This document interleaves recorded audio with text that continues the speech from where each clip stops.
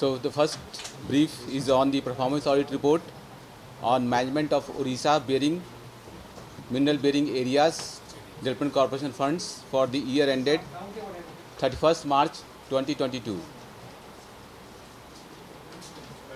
This performance audit report of the Government Controller and Auditor General of India for the year ended 31st March 2022 has been prepared for the submission to the Governor of the State of the Orissa under Article 151 of the Constitution of India and under CAG's DPC Act 1971. The report has been laid before the legislature of the state on 2nd April 2025. As per the orders of the Honorable Supreme Court of India, 27 January 2014, 50% of the additional net present value NPV recovered by the state of Orissa from mining leases for the use of forest land for non-forest purposes would be used by the state through a special purpose vehicle for undertaking specific tribal welfare and area development works so as to ensure inclusive growth of the mineral bearing areas. Accordingly, the Orissa Mineral Bearing Areas Development Corporation OMBARTC was created on 2nd December 2014. For the above purpose, Chief Executive Officer Ad hoc Campa released on 10 January 2015 869 crore 0.442 crore phase 1 to the OMBARTC. Further, as per the orders of the Honorable Supreme Court of India on August 2017, any iron ore or manganese ore extracted contrary to the Environmental Impact Assessment EIA notifications of 1994 or 2006 would constitute illegal and unlawful mining, and compensation at 100% of the price of the mineral should be recovered from 2000 to 2001 onwards. As on 31st March 2022, 16,833.54 crore were deposited by the mining leases with the OMBARTC fund as compensation money phase 2 for development work in the mining affected areas. The performance audit on management of Orissa Mineral Bearing Areas Development Corporation Fund was conducted with the focus on the planning process for selection of OMBARTC projects in the mining affected areas, the financial management of the OMBARTC projects, the implementation of projects, assessment of the desired outcome, and monitoring mechanism and internal control system. So in the planning part, the Honorable Supreme Court of India in its judgment, which is para 215, directed that on 2nd August 2017 that the SPV of OMBARTC would undertake specific tribal welfare and area development works so as to ensure inclusive growth of the mineral bearing areas while taking up such projects works. A bottom-up planning and participatory approach was to be followed. The project monitoring unit of OMBARTC submitted June 2020 the prospective plan containing the self of proposals for the next 10 years. However, this plan had not been approved by the OMBARTC as of April 2023 for implementation, which is there in para 2.2.1. You can see the details. The Central Empowered Committee in its report dated 17 January 2018 recommended collection of compensation amounts from mining leaseholders who had violated the FC Act and or the EC environment clearance. However, the Steel and Mines Department had not taken any effective steps to recover the amount of rupees 3,966.34 crore with interest due as compensation from the defaulting mining leases, although 6 years had been elapsed as of January 2023. This is given in paragraph 2.3.3. As per para 215 of the judgment of August 2017 of the Honorable Supreme Court, the Board of Directors was responsible for receiving grants, funds at their custody, as also for approving the annual budget estimates and sanctioning the expenditure within the limits of the budget. However, the budgets has not been prepared by the OMBATSI up to financial year 2019-20, due to which huge unspent balances had accumulated at the end of each year. The OMBATSI had not reviewed the money that remained unspent with PIS, project implementing agencies, due to which the actual unspent money parked with them as well as the interest earned and refunded could not be ascertained by audit. No such review report was forwarded to Planning and Governance Department every year, although this was stipulated in the relevant guidelines of the Finance Department. Then we are coming to some sectors of the various themes. We have audited 5 sectors. So first is drinking water supply sector. There actually we see no feasibility study has been done by the department for 27 small pipe water supply projects covering 49 villages before submitting project proposals. As a result, after incurring expenditure of rupees 1.73 crore, the works had been stopped midway due to non-available of resources, which had led to the loss of OMBATSI funds. Further, it was noticed that no projects had been approved for 12 villages of the Angul districts and 15 villages of the Koraput districts. Thus, 27 mining affected villages of 2 districts had been deprived of clean drinking water, though piped water supply projects through water pipelines projects. In phase 1, 34 small projects had been covered, 50 villages which were also part of 8 mega pipe water supply projects undertaken under phase 2 of the compensation fund. Audit conducted joint physical verification with the representative of superintending engineer, rural water supply and sanitation of 86 households of 5 villages, and noticed that 2 functional household tap connections had been provided to each household. Means that one for small project and another from mega pipe water supply. Thus, there was overlapping of villages under small PWS projects out of ad hoc Kampa fund and mega PWS projects out of compensation fund in Quencher, which rendered expenditure of rupees 12.45 crore avoidable, as these funds could have been gainfully utilized for other mining affected villages. In the Bhuvan block under the Dhenkal district, the selection of site, preparation of DPR and survey by the contractor for intake well prior to the submission of the bid had not been done in the consultation with the villagers, stakeholders and representatives of the PRI, due to which the site was changed thrice and completion of the project was delayed by 18 months with an additional cost of rupees 6.16 crore. Similarly, frequent changes of location of the intake well at Hatadi under RWSS Anandpur resulted in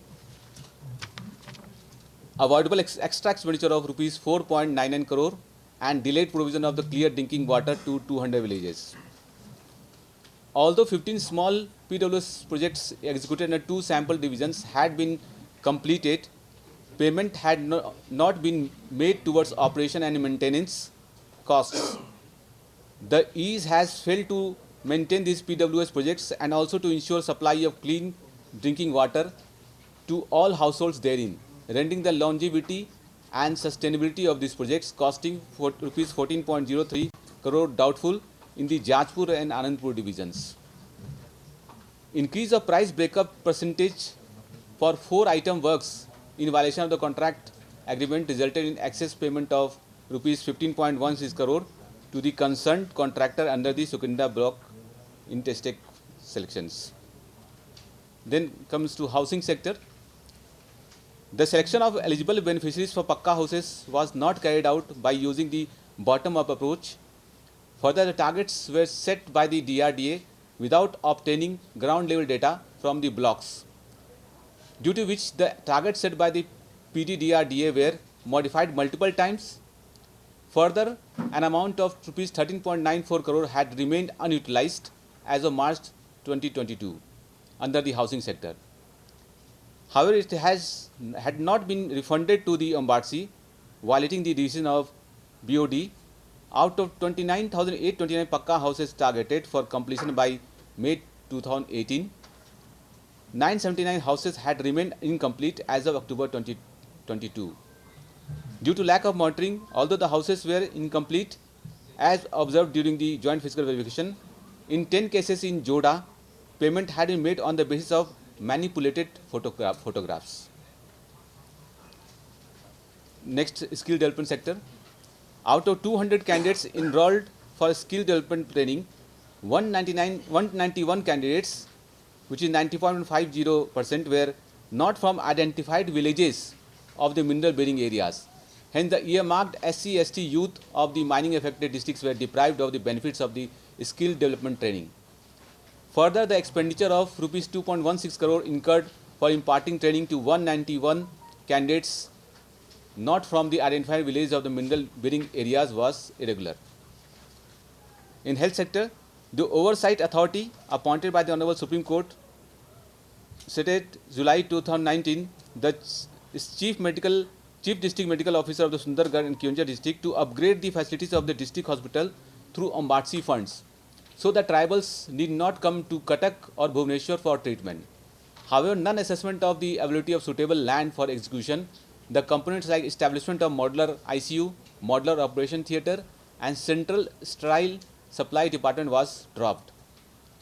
Health and Family Welfare Department submitted a revised proposal of rupees 36.76 crore in March 2021 for additional civil works in the Mayurbhanj district, though the earlier proposal was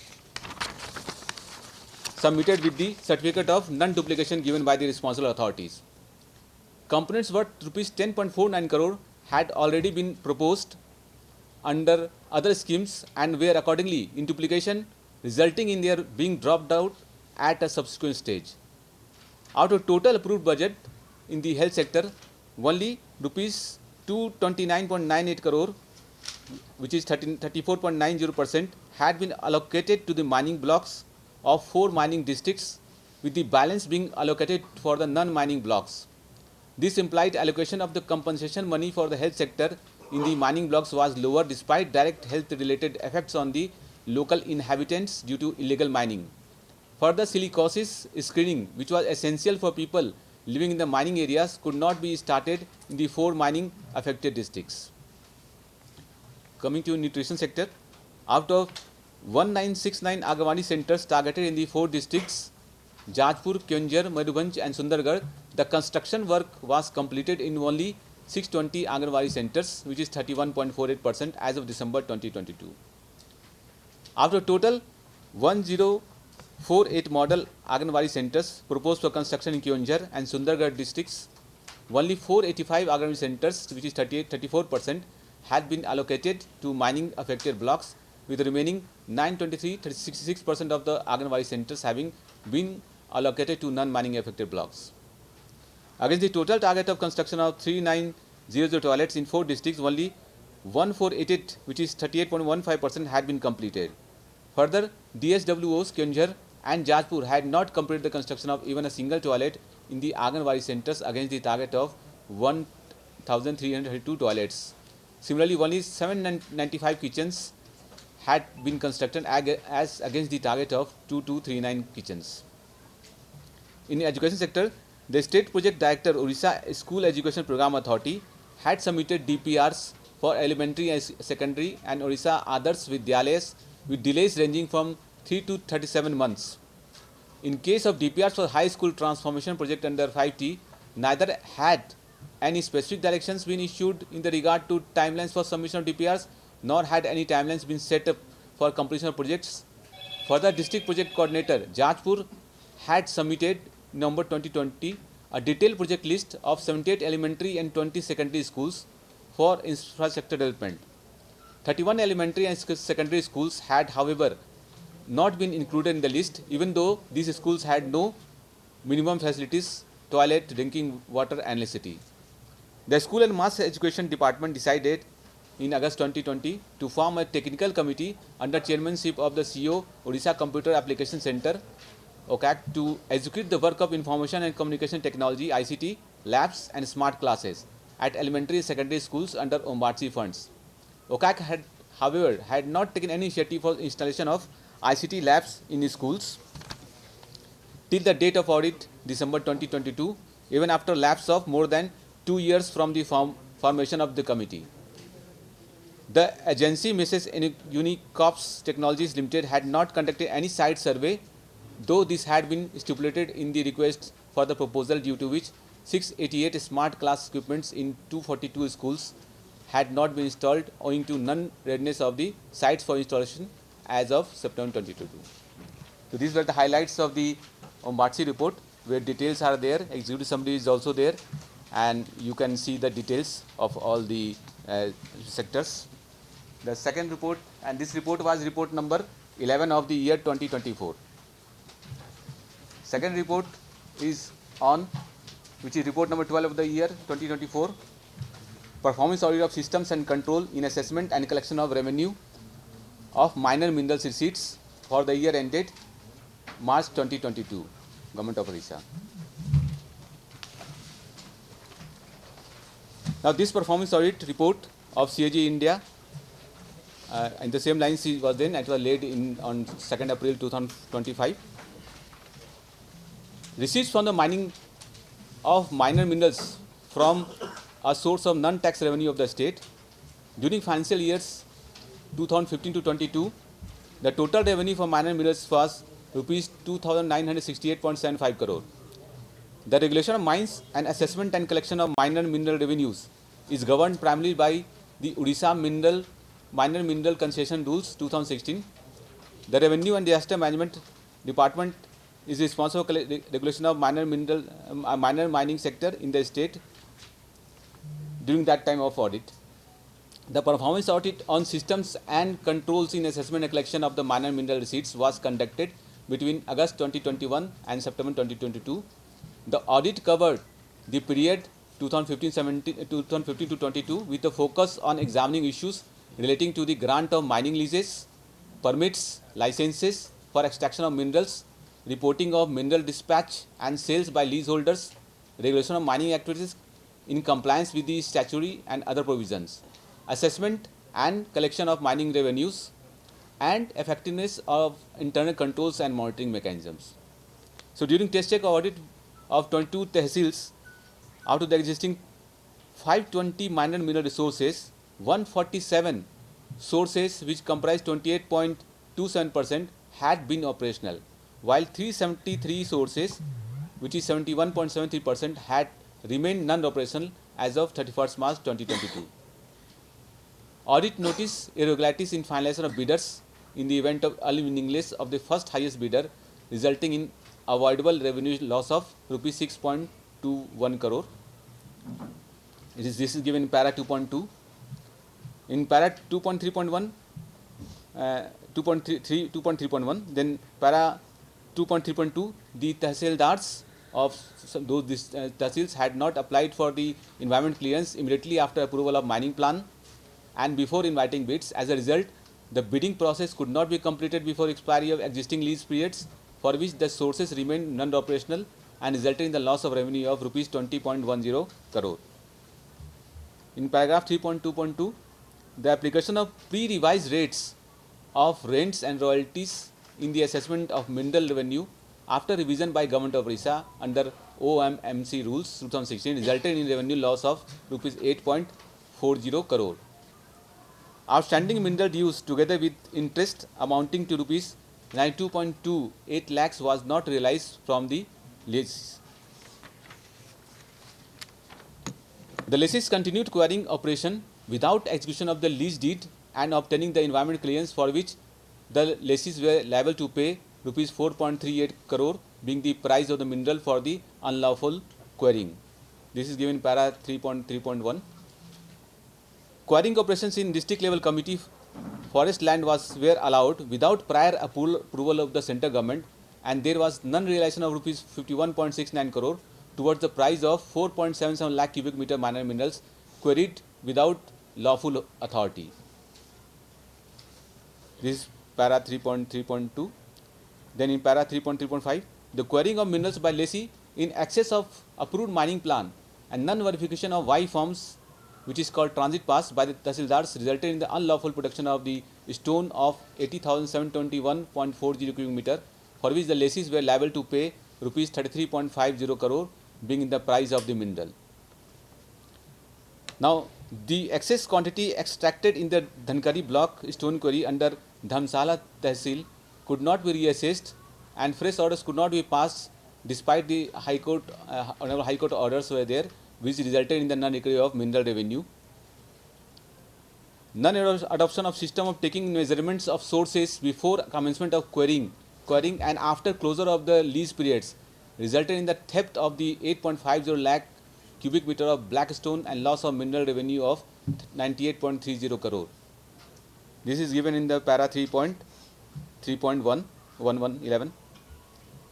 Then incorporation of provisions in the Odisha Minor Mineral Concessions Rules 2016 for deductions of royalty without other charges from the bills of contractors in the event of non-production of transit pass in support of procurement of minor minerals from authorized sources agencies, resulting in leakage of mineral revenue of rupees 864.45 crore. This is given para 3.5. Audit also observed non-adoption of satellite-based monitoring of mining activities through the Odisha Space Application Center, tardy implementation of scheme of prevention of theft of minor minerals and eviction activities, and weak and ineffective inspection and monitoring mechanism for preventing illegal quarrying and theft of minor minerals in the state. So these are the summaries. The details are there in actual summary also some, and in conclusions in chapter 5, so you can go through that. We have one more report late of the CAG, which is the state finances report for the year 23-24, and some highlights are there, which I will say.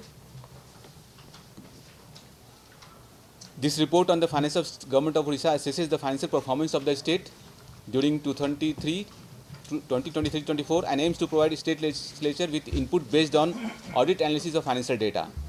The report is structured into 4 chapters, which overview, finance of the state, budgetary management, and quality of accounts and financial reporting practices. Some important highlights are there. The GSDP of the state, GSDP in the financial 23-24 at current prices was rupees 8,53,524 crore. At current prices, grew at compounded annual growth of 12.26% from 5,36,502 crore in financial year 2019-22, 8,53,524 crore in financial year 23-24. There was 12.37% growth in the GSDP over the financial year 22-23. The state recorded revenue surplus of rupees 30,761 crore and fiscal deficit of 14.743 crore during financial year 23-24. The revenue surplus increased from 19,456 crore to 30,760 crore, resting 58.11 increase over financial year 2022-23. While fiscal deficit decreased by 3.13% from 15,219 crore in 2023 to 14,743 crore in financial 2024. The total revenue receipts of the state increased by rupees 29,131 crore from 1,50,460 crore in the year 2022-23 to 1,79,593 crore in 2023-24. Of this, state-owned tax revenue was rupees 54,427 crore, which is 30.31%, while non-tax revenue stood at 53,011 crore, which is 29.52%. The state shares in unit taxes and duties amounted to 51,144 crore, 28.47%, and grants net from Government of India was 21,011 crore, which is 11.70%. Overall, state's own contribution, own tax revenue and non-tax revenue accounted for 59.82% of the total revenue receipts, while the centre's contribution, central tax transfers and grant in aid made up 40.18% of total revenue receipts of the state. Similarly, the total expenditure of the state also increased from the rupees 1,20,673 crore in 2019-20 to 1,94,895 crore in 23-24. Revenue expenditure, which accounts for major share of total expenditure, increased from 99,137 crore in 2019-20 to 1,48,832 crore in 23-24, indicating a steady rise in the spending on operational and welfare activities. Capital expenditure crucial for asset creation and infrastructure development also witnessed growth, rising from rupees 20,277 crore in 2019-20 to 43,273 crore in 23-24.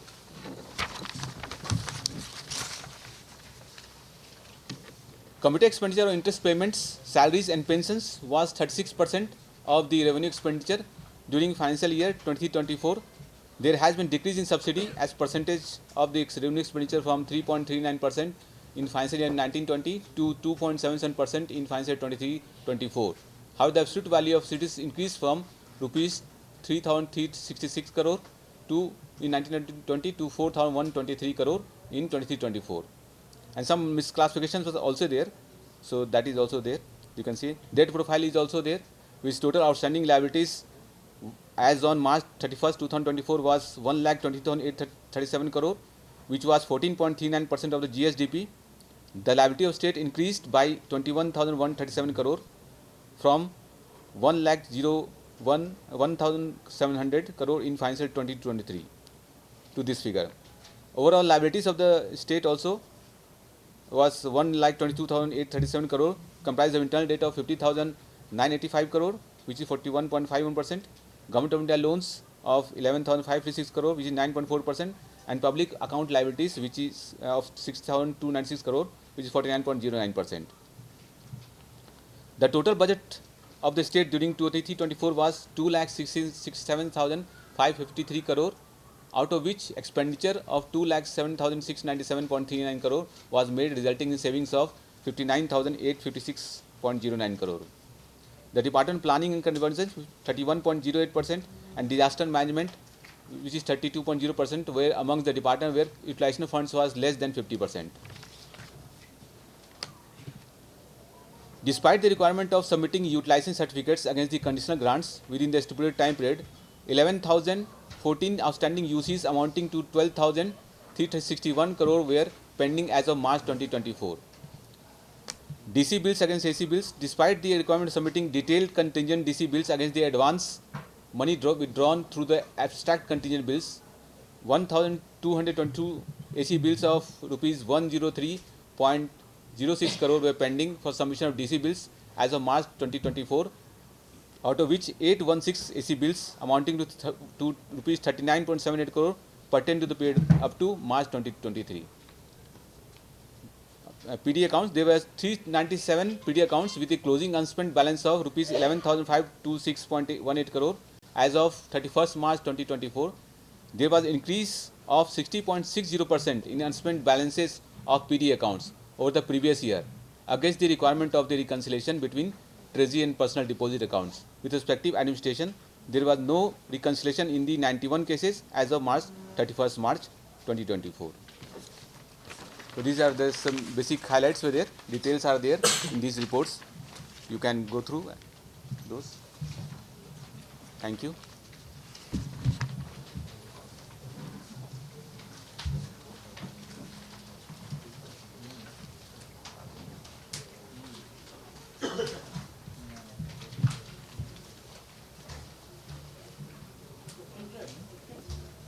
Thank you. Anything clarification you want?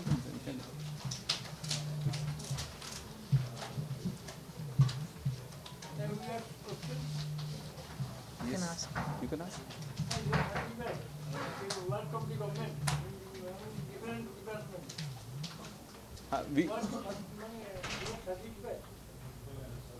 We do the audit as per our audit plan, and we test check various projects. Okay, so we have both roles. We certify, we see the accounts also, and we certify also. We also see expenditure. We also see receipts. So we see that, and whatever on test check audits, whatever we find, we report in the CAG reports. The issues which are instances are there where corrective actions and those things are there. Some issues are there which we highlight.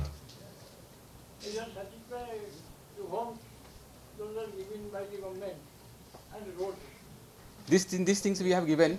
Our observations of the report is mentioned in the report. So that is the say we can say that.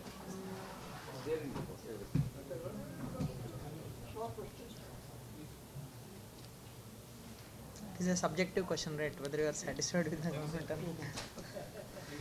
According to your observation, Ombud had not reviewed last time of PIA जो unspent balance. Why, sir? Which one? Can you repeat the question? Ombud had not reviewed the PIA unspent balance. No, As per your observation. you're going to that. See, what happens that once funds are there, so funds are released to the line departments. So line departments, the proposal will be approved, and then accordingly they will utilize. Any circular from finance department? Only the departments are always there. Okay, they give instructions. So those the issues which are there, which is reflected in the our para, that which the where funds are not utilization. The fund utilized of 4,000 around 4,000 crore, which is 19,000 crore has been given by the fund was there, and only 4,000 were utilized. 6,000 was released. So still unspent balance of 1,800 crore was there in that report.